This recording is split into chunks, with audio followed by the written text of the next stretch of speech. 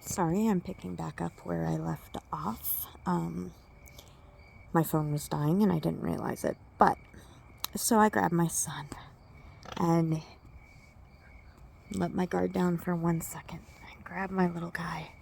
Got him just in time. He didn't get hurt. But at that point, he had seen the swings and he wanted to get on the swings. Except, looking at him, you would think he's the strongest 5-year-old in the world. He is so fast. He's built like an athlete. His legs are all muscle. But that's his legs. Not his arms. His upper body is very deceiving. It's very weak. And he can't hold himself on swings. And he can't swing himself in a swing. He doesn't understand rocking back and forth. So he can't swing on a swing independently. He can't fit anymore because he is now 60 pounds. He can't fit in the baby swings. And most places don't have adaptive swings, including this church. I would never, it's huge. It's like a city. It's huge. And it's incredible. But they don't have an adaptive swing, just like most places don't have one. And he wanted to go on the swings, and he didn't understand why he couldn't. And he didn't understand why Mama can't put him in the baby swings anymore, because when we first got him, it'll be 2 years in December that we've had Levi. And when we first got him, and even up until literally maybe 6 months ago, I put him in the baby swings. I could lift him because he was like, we got him, he was 28 pounds. He is more than doubled in size by a bit. So at 28 pounds, sure, I can get you in and out of a baby swing.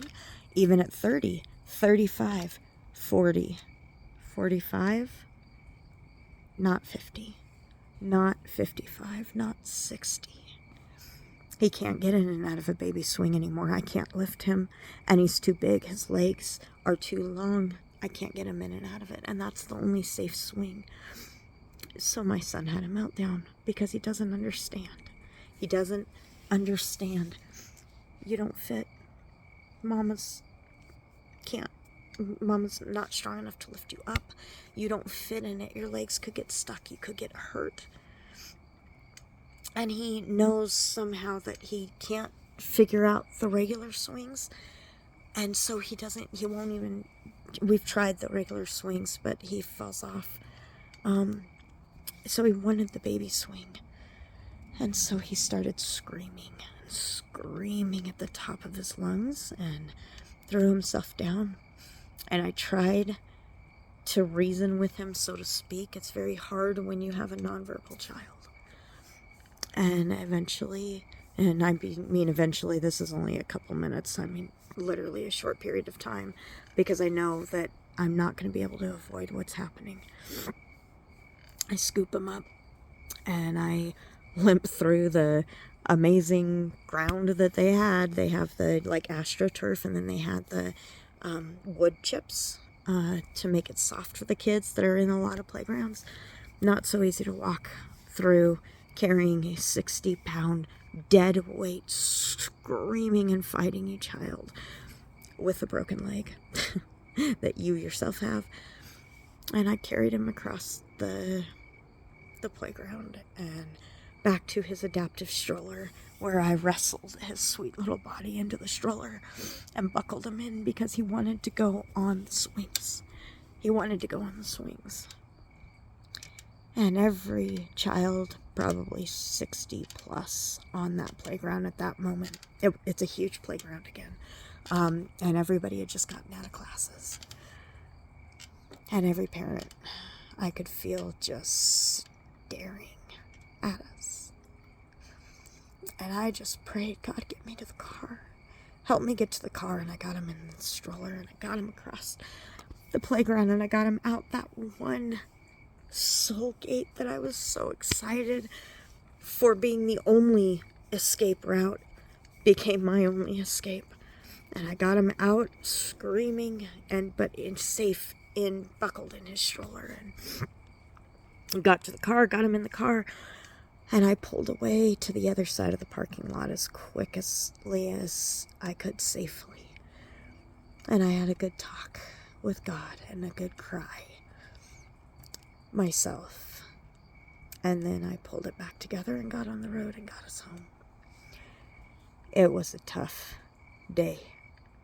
The whole week was a tough week because not only are there those kind of trials, but this was, a lot of times I always focus on how far we've come because we have come so far. We have come so far, and He is amazing. He is doing amazing, and He can do so much that He couldn't before. I mean, so much, and it's incredible. He is trying to hold a fork. He can't feed himself, but he's trying to hold a fork. That's a big deal. That's a big deal in our life. He can independently actually take a bath. I have to run the water and keep an eye on him and stuff, but so much that he can do that he couldn't before. He's not scared to death of water anymore. He doesn't scream bloody murder when I put him in the tub. He lets me wash his hair.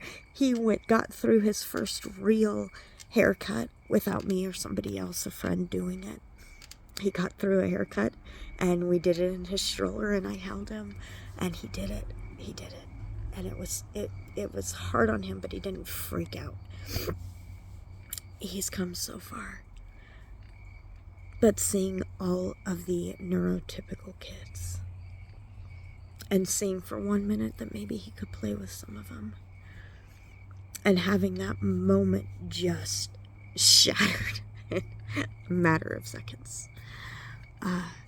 It was tough.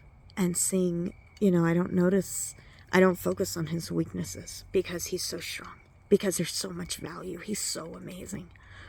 But when you're around that many neurotypical kids, normal developing kids, all at once, we're not around that many neurotypical kids, normal developing kids, all at once usually. And so it's, we go to playgrounds, I take them out all of the time. But, so I see his differences a lot. But this was kind of a lot to take in, a lot to deal with. And that playground was hard. And all of the stares that I could just feel, and I did everything I could to not look at anybody. That even when I got in the car, I glanced up and I could see people on the playground still staring at us. And I know for the most part people don't know what to say when we have tough days or tough moments. I know sometimes when people think they know what to say, the looks and people thinking that my kid's just a brat,